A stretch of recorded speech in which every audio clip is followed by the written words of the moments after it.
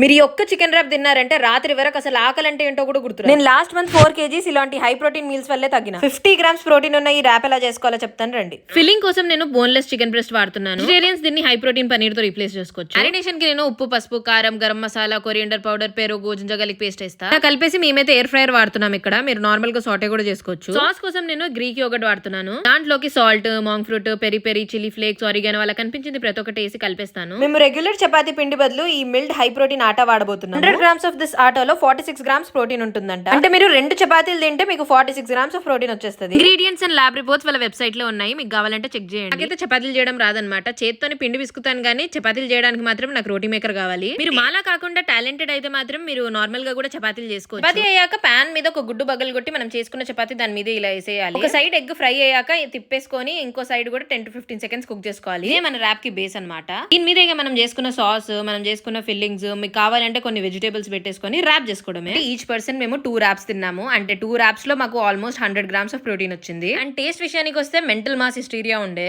Protein అట link కావాలంటే comment down link and I'll send it you. Okay by cuties.